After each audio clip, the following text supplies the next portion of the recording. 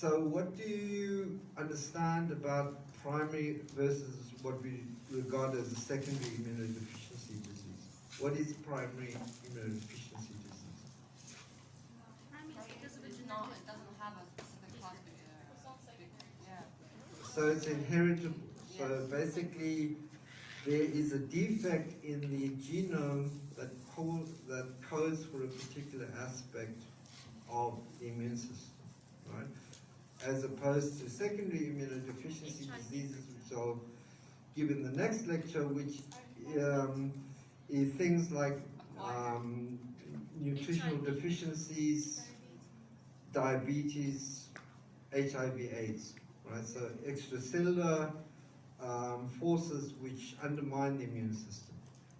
So with these primary immunodeficiency diseases, we can think of them firstly from a genetic point of view. What is the molecular defect that results in a deficiency in one particular component of the immune system? And then in the second part, I will talk about the phenotypical aspect. So what, if you have a defect in, say, the ability to phagocytose, what kind of diseases, what kind of infections can you expect from that? And then at the end, I'll give you a short bit about how we treat these diseases. Many of these treatments are still experimental. The most effective at the moment is just bone marrow transplantation. So to replace the existing defective immune system with a completely new immune system from a donor. So the overall characteristics of these immunodeficiency diseases is that they cover a wide spectrum of severity.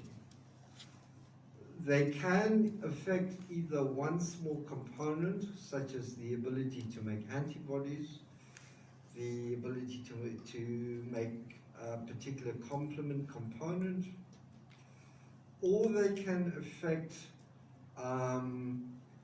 both, say, the adaptive immune system, both B cells and T cells. And we call those combined immunodeficiency disease. Rarely do we get a particular defect where all aspects of the immune system are affected, and that is severe combined immunodeficiency. People who have those, you've heard of the bubble boy.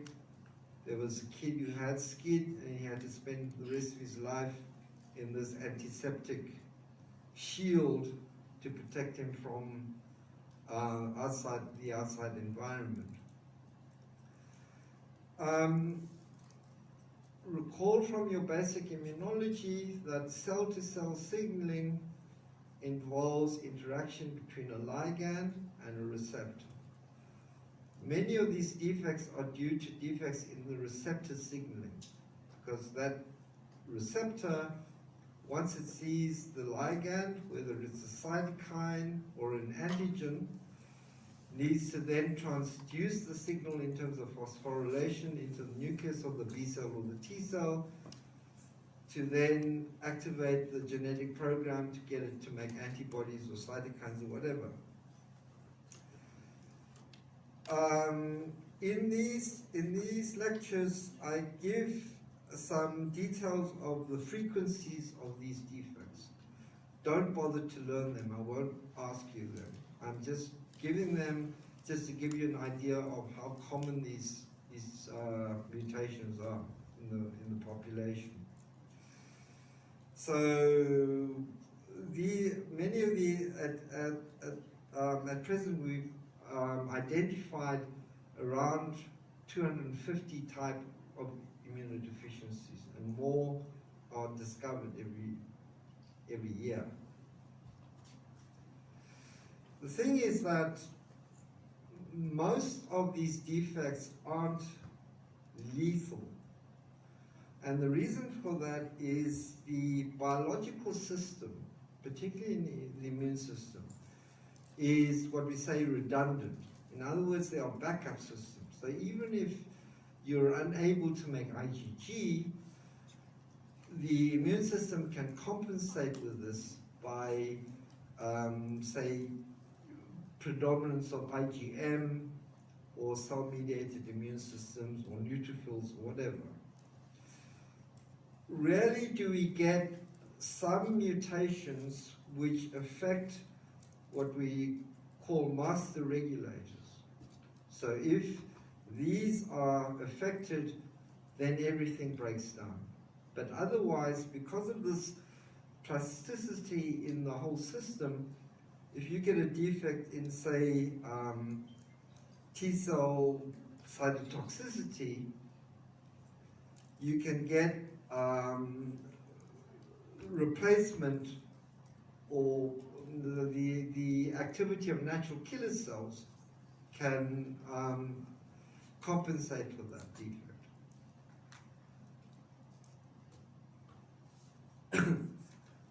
When we talk about the molecular mechanisms, many of these mutations affect the X chromosome in males, right? So these are what we call autosomal or sex-linked recessive defects. You know about this from hemophilia. So the females, it's always the females, that have, if they have a defective gene in the one X chromosome, it can be replaced or replaced by the good gene in the other chromosome.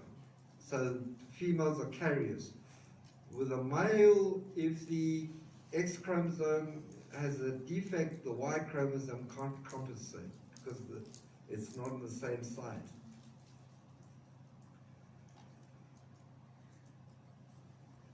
So generally, children with these immunodeficiencies, they take into the clinic early on because they show characteristics during their development that they generally underdeveloped. So they constantly get infections, suffer from respiratory infections, they don't respond to antibiotics, and their development is stunted, right?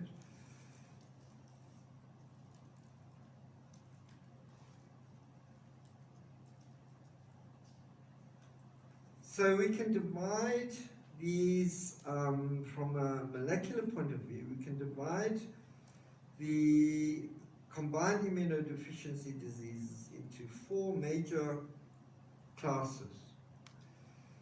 The one involves what I said, this defect in signaling. The other affects a key enzyme which is associated with catabolism, the breakdown of nucleotides. Third is in, again, recall your immunology, RAG genes. What does RAG do? Recombinant of, remember, the VDJ of the B cell receptor and the T cell receptor. You don't have that, means you don't have a functional B T cell receptor, you can't make antibodies or cell-mediated immunity. And then the CDR, remember what CDR does? CDR3. CD3, I mean. It's a marker for T cells. So remember, and this relates to what I said about a common feature of receptors. In this case, the B cell receptor and the T cell receptor, is that these structures, these proteins, are just recognition structures. So the B cell receptor is basically an antibody molecule anchored in the membrane. And so the variable regions of this receptor recognizes antigenic epitopes. The same with the T cell receptor, that it recognizes antigenic epitopes in the context of class 1 or class 2 MHC. But the carboxyl terminal end of these receptors are just anchored into the cell membrane. They don't have a signaling sequence. So these receptors need a accessory protein complex. So for the B cell receptor, it uses Ig alpha and Ig beta, so that when an antigen is engaged, this causes a conformational change in the receptor to draw in this signaling complex, which then transduces the signal in terms of phosphorylation into the nucleus to then affect gene transcription. The same with the T cell receptor, which uses the CD3 complex to transduce signal. So if you don't have these, even if you do have antigen and the T cell receptor binds to the the antigen, nothing will happen. The B or T cell will not function. You need these signaling molecules. By the same token, there is a accessory signaling protein called the common gamma C chain. And this is associated with 6 different cytokines. So 6 different cytokine receptors use the same signaling protein molecule. And you have a defect in this signaling protein. It means that your T cells will not respond to IL-2, which is a T cell growth factor, IL-4, which affects Th2 responses, so involved in IgE production, response to parasitic infections, and so on. IL-7, which is a growth factor for memory cells and thymocytes. IL-9, which stimulates mast cells, that means your inflammatory responses are reduced, your Th2 response is impaired. Don't worry about knowing the activities of all these cytokines, right? And IL-15, which is a cytokine which activates natural killer cells, and IL-21, which activates BT and natural killer cells. So you have a defect in the signaling molecule. None of these cytokines will work. And so that means that all arms of the immune system, particularly if your T helper cell is impaired, means that the T helper cell is not going to be able to make cytokines to induce Th1, Th2, Th17 responses, or B cell isotype switching, and so on. And so this is why this is regarded as a severe combined immunodeficiency disease, because you affect the T helper cell, you're going to affect the B cell antibody response as well as inflammation and so on.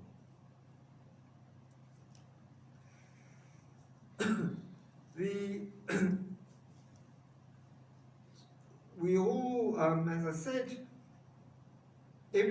all biological molecules in the body go through recycling, right? And this is also the case with DNA and RNA. And in particular, cells that proliferate a lot undergo a lot of turnover with regard to DNA.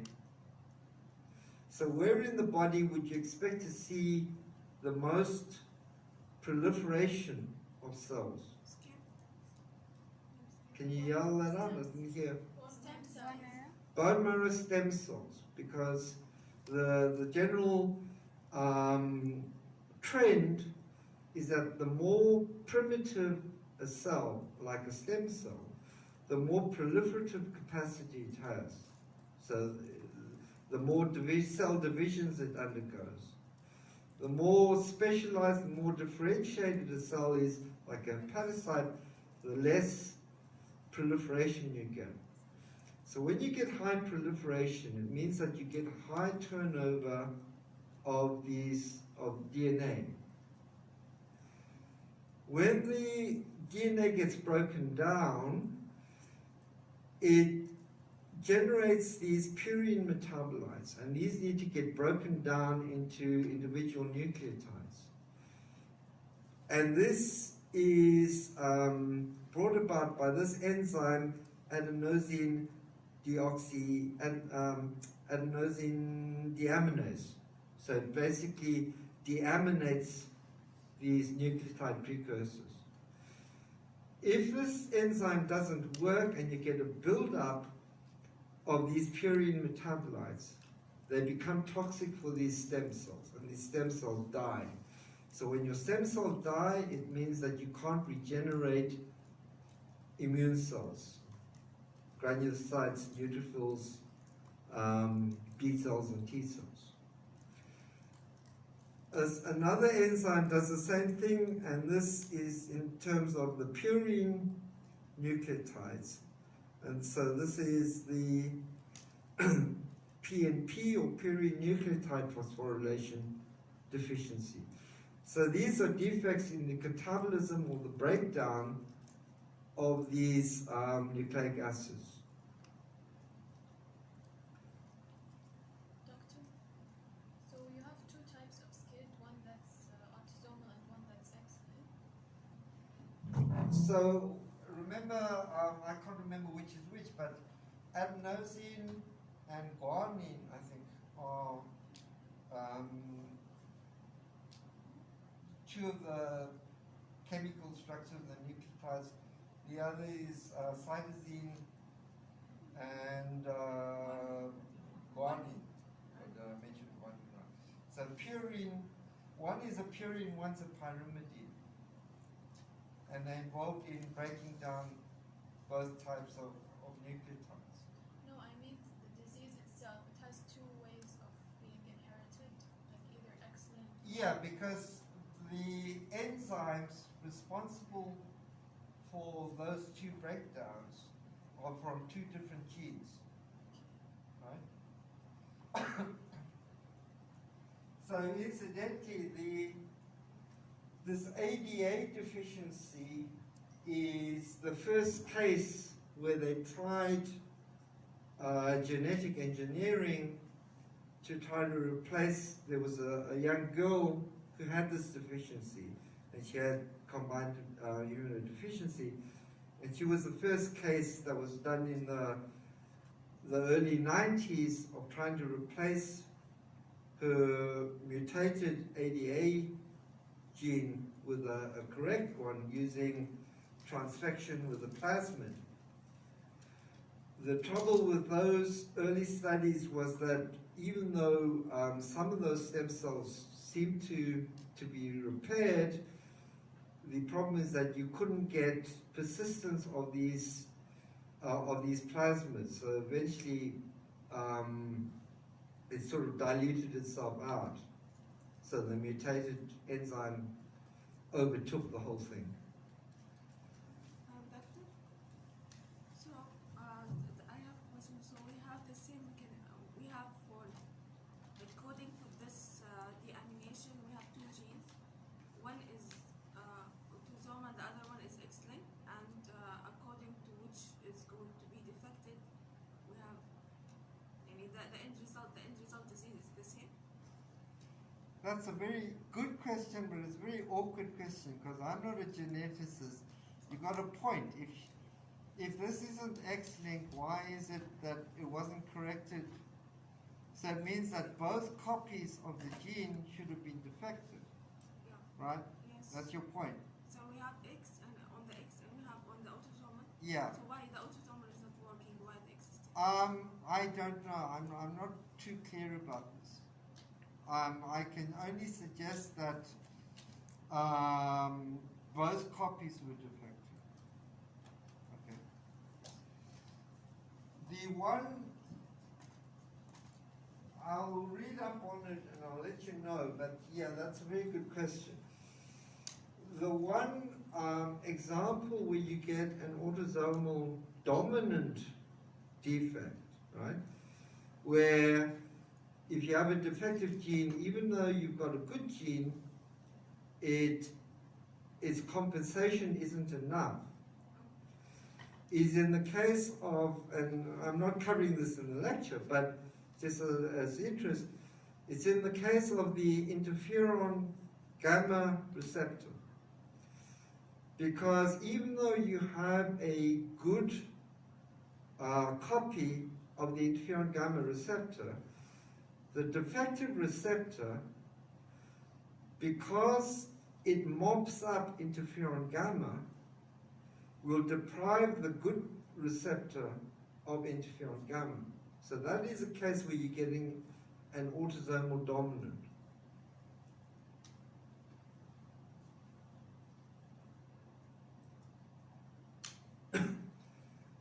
So much for the molecular aspects of these defects.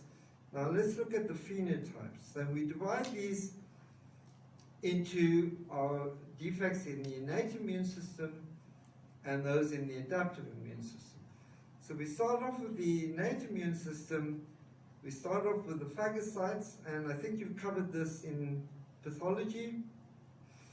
So here you have mutations in the enzymes coding for the proteolytic enzymes and the superoxide dismutase, superoxide anion enzymes in the lysosomes. Remember, during phagocytosis, the macrophage or neutrophil phagocytoses a bacteria into a phagosome. The phagosome fuses with the lysosome. The lysosome pours all these toxic enzymes into there to kill those bacteria. With this defect, these cells aren't able to make these toxic enzymes. So it means that the bacteria, even though they get phagocytosed, they can survive inside the neutrophil or the macrophage. They stimulate the PRRs within the cell, and so they activate class 2 MAC and inflammatory responses, inflammatory cytokines, which attract other macrophages to the site to try to phagocytose that, and all the while, that phagocytosed bacteria continues to replicate. So in the end, similar to what you get with a TB granuloma, you get this mass of phagocytosed cells phagocytosing each other just because of these inflammatory danger signals being expressed by these cells. And all the while, that phagocytosed bacteria is not being killed and can still be replicating. So this is the crux of chronic granulomatous disease, through the defect in the production of these lysosomal enzymes. The other is a defect in these adhesion molecules. So remember the importance of adhesion molecules in terms of allowing for leukocytes to traffic through the lymphatics, to migrate out of the through the endothelium into inflammatory sites. So if you have a reduced expression of these adhesion molecules, it means that migration of leukocytes to sites of inflammation is reduced. So you don't get as good inflammatory responses.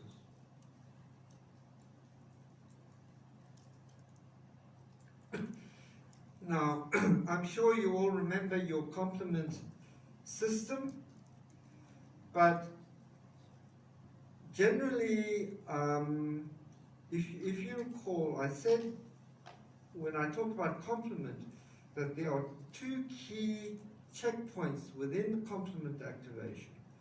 The one is C3 and the other is C5. Because if you have a defect in either of those, it means that the complement activation can't go to completion to form the membrane attack complex. So you don't have fully active complement. It means that you can't get classical pathway activation. So you can't kill bacteria that have been tagged by antibodies. Also, if these small fragments through the complement activation, like C4A, C2A, which act to generate an inflammatory response and to generate chemotaxis, again, if those aren't formed, you also get an impaired inflammatory response. But on the other side of this, I said in the complement lecture that because complement is such a potent system of killing cells, that you need very strong regulatory mechanisms to make sure that complement is not expressed inappropriately. Because if it is, then you will get autoimmune or hypersensitivity type 2 and 3 type reactions, where your own tissues can be damaged. So if you have a defect in these negative regulatory mechanisms, your complement is going to be expressed inappropriately, and that can cause autoimmune type diseases. An example of the system is, in a later lecture, I'll give you about xenotransplantation, where because there's such a scarcity of donors, a lot of research is gone into trying to replace human organs with organs from other animals, particularly pigs, because pigs have roughly the same size as human organs, particularly hearts. And even though they've been successfully able to transplant these animal organs into humans with using immunosuppressive drugs, one thing that they can't overcome is acute rejection, because the pig complement system has these enzymes which remove any complement that is stuck to the heart to prevent it from going into complement activation. The thing is that when you transplant the pig heart into the human heart, the pig's negative enzymes to remove complement being activated doesn't work with the human complement.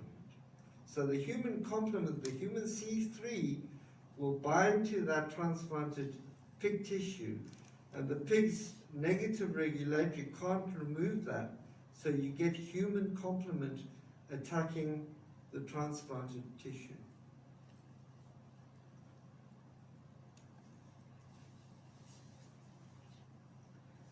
With regard to defects in adaptive immunity,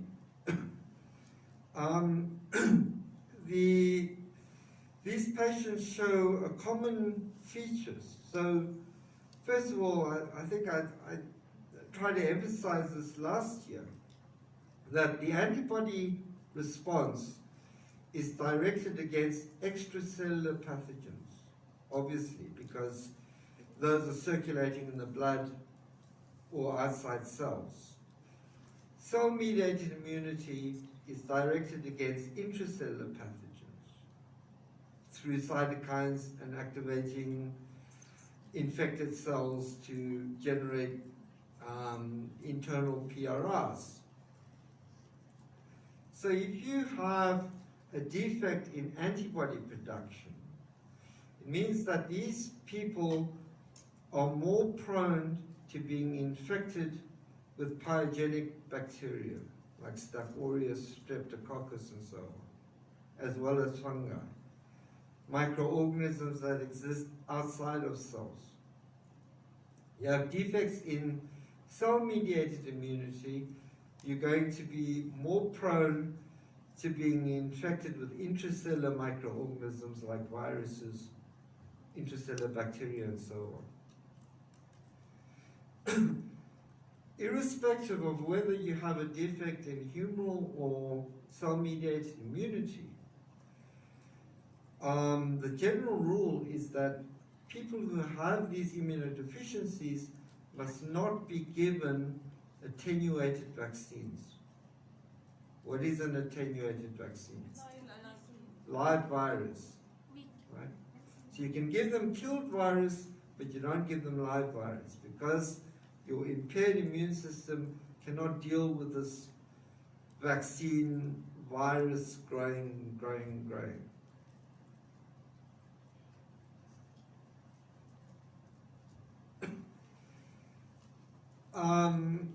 One type of defect which is pretty common is a defect in this gene Bruton tyrosine kinase, which is a key enzyme involved during the development of B lymphocytes. Again, involved in signal transduction. So this is in the bone marrow. If you have this defect, it means that even though B cells can proliferate, these are still in the undifferentiated state, so they are not fully functional for producing antibodies. And so in these sort of people, you'll see low levels of circulating IgM, IgG, IgA. So basically, their antibody production is impaired. And so because they can't make antibodies, they suffer from recurrent infections with these pyogenic bacteria.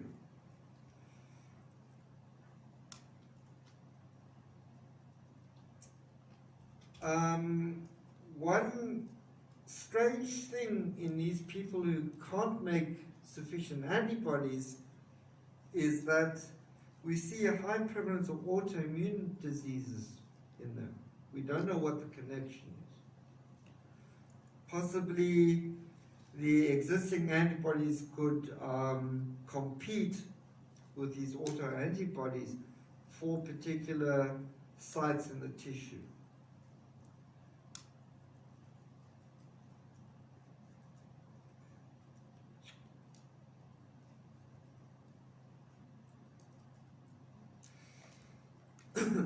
One defect which is a good example of how you need to recall your basic immunology is this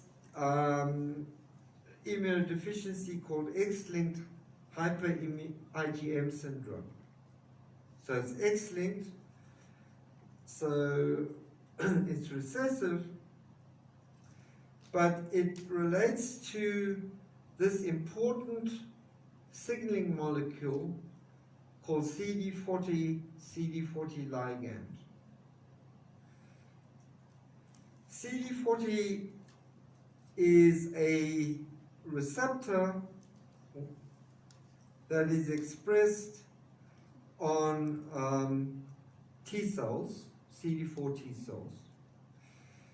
And CD40 ligand, sorry, the other way around. CD40 ligand is expressed on T helper cells. CD40 is expressed on both macrophages and B cells. And through this ligand receptor interaction, it allows for the T cell to stimulate the macrophage or the B cell to express more antigens, to upregulate class 2 MHC, produce cytokines, and so on. And for the antigen-presenting cell, the macrophage or the B cell, to activate the T helper cell to make more cytokines. With regard to this defect, how it impacts on the macrophage is that it will reduce the ability of the macrophage to become an M1 inflammatory macrophage. So the macrophage will be reduced in its ability to kill phagocytosed bacteria as well as antigen presentation. With regard to the B cells, this defect impairs the ability of the T helper cell to give signals to that B cell to undergo isotype switching. So it means that that B cell, seeing antigen for the first time, making IgM, even if in a secondary response it matches up with its T helper cell, the signals delivered by the T helper cell are not enough to get that B cell to switch from IgM to IgG, IgE or IgA or whatever. So these people can only make or mainly make IgM. And this is due all to this defect in the signaling system of CD40 ligand.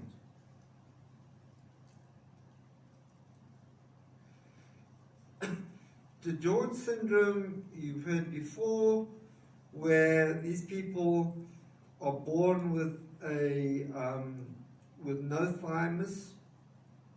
So you're having no thymus, you get no thymic education, you get no differentiation, maturation of T cells, so you have dysfunctional T cells. Nevertheless, we still see T cell activity in these people, so it's not lethal, possibly because there's another site in the body where T cell differentiation occurs, and that might be in the liver, the fetal liver.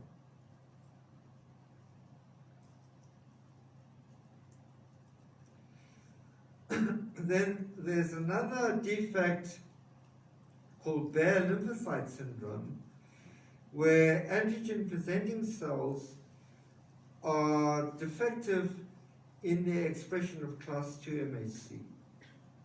So what is the consequence of that? Reduced antigen presentation. So if dendritic cells, macrophages aren't able to express class 2 MHC, you aren't presenting antigen to T helper cells. So you're getting reduced T helper cell activation. And so because of this, again, you're getting a reduced inflammatory response because you're getting reduced Th1, Th17 type responses.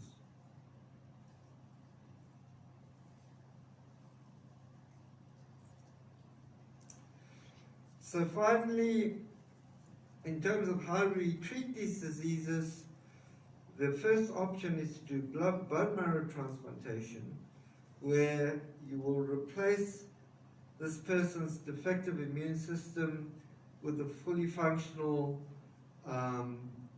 immune system from a donor in terms of the stem cells.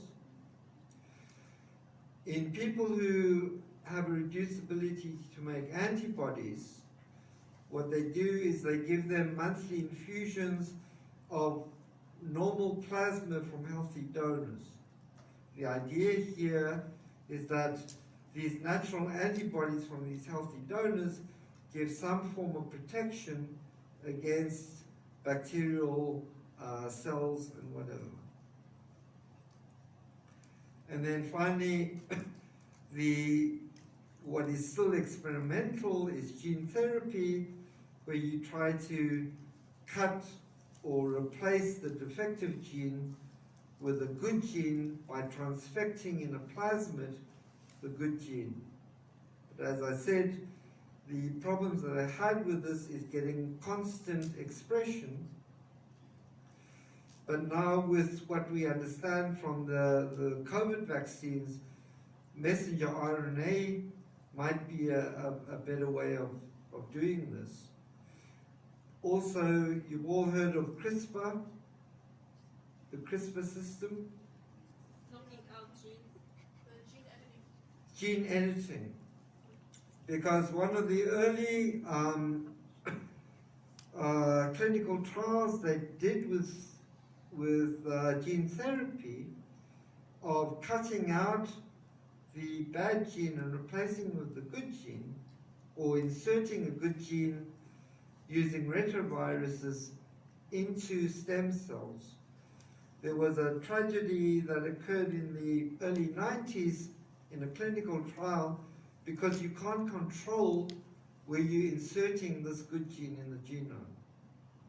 In this clinical trial, they inserted this good gene next to a key transcription factor. And so they induced leukemia in this person, and this person died of leukemia. With CRISPR, you have more specific, more precise ways of inserting these genes. So there's hope in this regard. I have a question. Won't the patient produce antibodies against these infused antibodies? Why? Won't the patient produce antibody against the antibody that we infused them with? So we gave them a plasma from a normal person, and, Yes. and that normal person has antibodies inside. Okay. So we all have natural antibodies, and we all have antibodies against whatever infections we might have been infected with through childhood or whatever, right? So generally, so basically we infuse, and this therapy is also used in hypersensitivity, people with hypersensitivities. We don't know why it works, but it does work. It's protective. And the patient won't produce antibodies against those antibodies? No, because this person has a reduced antibody response already. So it's not going to generate an auto antibody response.